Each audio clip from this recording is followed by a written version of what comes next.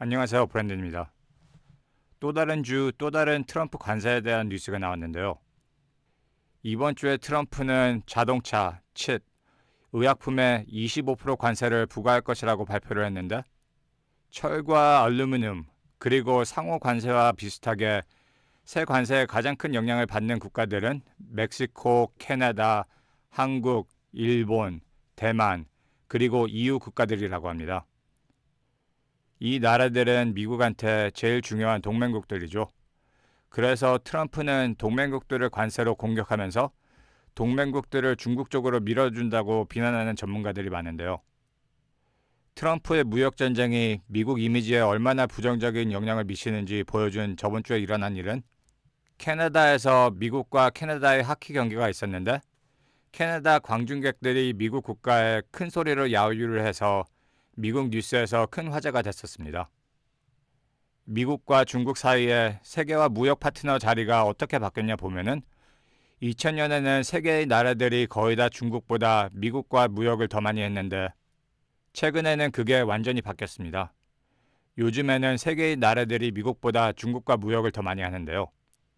그러나 이것은 수출과 수입을 결합하는 것이니까 예를 들어서 EU는 미국보다 중국과 무역을 더 많이 하지만 수출은 미국한테 더 많이 하고 있어서 EU는 미국에 대해 무역 흑자를 기록하고 있는데 만약에 트럼프 관세가 그것을 바꾸면은 미국과 EU 관계가 어떻게 변할지. 그런데 이번 주에는 관세보다 미국과 EU 관계에 더 큰 영향을 미칠 수 있는 일이 일어났는데요. 트럼프가 푸틴과 우크라이나 평화회담을 했는데 우크라이나 대통령 zelensky는 회담에 참여하지 않았고 트럼프는 zelensky가 전쟁을 종식하는 데 중요하지 않다고 밝혔습니다. 트럼프는 전쟁을 종식하는데 우크라이나가 미국에게 우크라이나의 광물 자원 50%를 제공하려고 요구를 했는데요. 우크라이나의 광물 자원 50% 가치는 한 5천억 달러라고 합니다. 그것을 GDP의 점유율로 보면 독일이 1차 세계대전을 일으킨 데 지불해야 했던 금액보다 더 큰 금액이라고 합니다.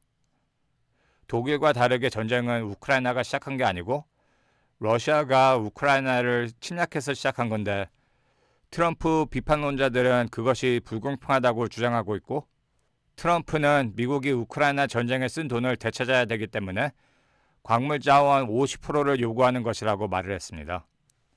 전문가들의 추정에 따르면은 미국이 우크라이나 전쟁에 1200달러에서 1850억 달러 사이에 지출한 것으로 알려져 있는데 우크라이나의 광물 자원 50% 요구보다 EU를 더 화나게 하는 것은 트럼프는 러시아에게는 배당을 요구하지 않았기 때문입니다.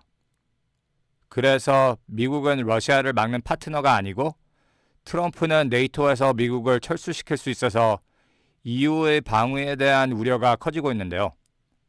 트럼프는 네이토에서 탈퇴할 계획이 없다고 말하지만 네이토 지출에 대한 기여를 줄일 걸로 예측되고 있고 만약에 EU가 더 이상 경제적이랑 군사적으로 미국에게 의존할 수 없게 되면은 EU와 미국 관계가 어떻게 바뀌어질지 궁금하네요.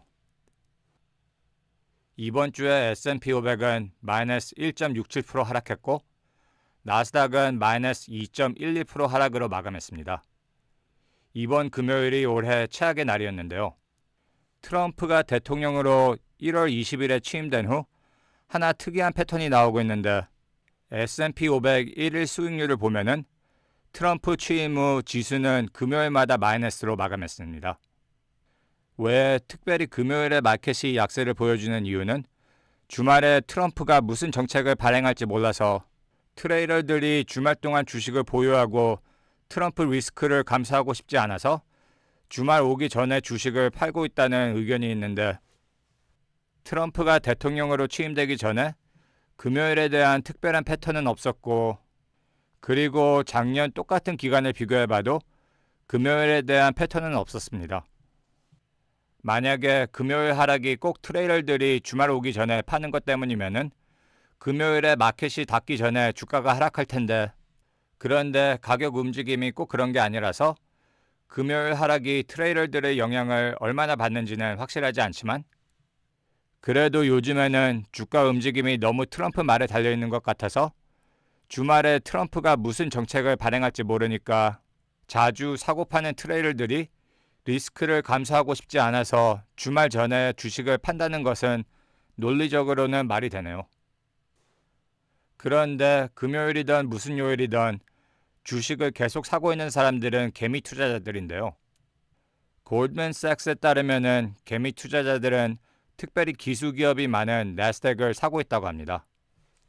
거기에다가 개미 투자자들이 레버리지 펀드를 사고 있어서 리스크를 많이 감수하고 있는데요.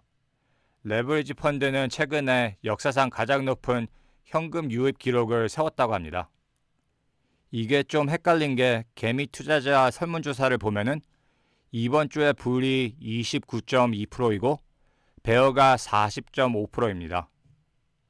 불이 3주 연속으로 40% 이하로 나왔고 베어가 3주 연속으로 40% 이상으로 나왔는데 이게 베어마켓도 아닐 때는 드문 일이라고 하는데요. 개미 투자자들이 대부분 마켓을 비관적으로 보면은 왜 레버리지 펀드를 사서 리스크를 많이 감수하고 있는지 헷갈리네요. 개미 투자자들만 주식을 사고 있는 게 아닙니다. 뱅크 아메리카 조사에 따르면은 펀드 매니저 현금 수준이 15년 만에 최저라고 하는데요. 펀드 매니저 현금 수준은 반대 지표라 수준이 3.5%나 이하면은 이것은 매도 신호라고 하는데 현재 현금 수준이 3.5%로 떨어졌습니다.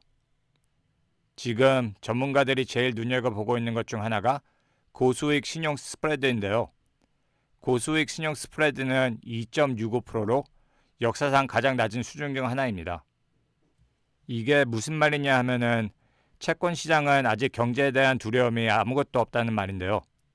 그런데 고수익 신용 스프레드가 낮은 수준에서 뜨기 시작할 때 주식 베어마켓이 시작하니까 스프레드가 뜨냐 안 뜨냐를 전문가들은 눈여겨보고 있습니다. 이번 주에 월마트이 수익 발표를 했는데 2025년에 대한 수익 경고를 했습니다. 제가 전 영상에서 많이 말했다시피 미국인 가계부채는 역대 최고로 높고 기록을 계속 세우고 있습니다. 그런데 반대로 페라리 판매도 기록을 세우고 있어서 월마트 수익 경고와 페라리 판매가 미국 부자들과 보통 사람들의 삶이 얼마나 다른지를 표현하는 것 같은데요. 실업률, 고수익 신용 스프레드, 그리고 은행 유동성. 갈수록 이 토픽들이 더 큰 뉴스가 될 것 같은데 시간이 조금 더 지나면은 트럼프 말보다 이것들이 시장 방향에 더 큰 영향을 미칠 것입니다. 마지막 토픽으로 이번 주에 일본이 인플레이션을 발표했는데 인플레이션은 4%로 2년 만에 최고치를 기록했습니다. 그래서 BOJ가 금리를 계속 올릴 거라는 말이 많이 나오고 있는데요.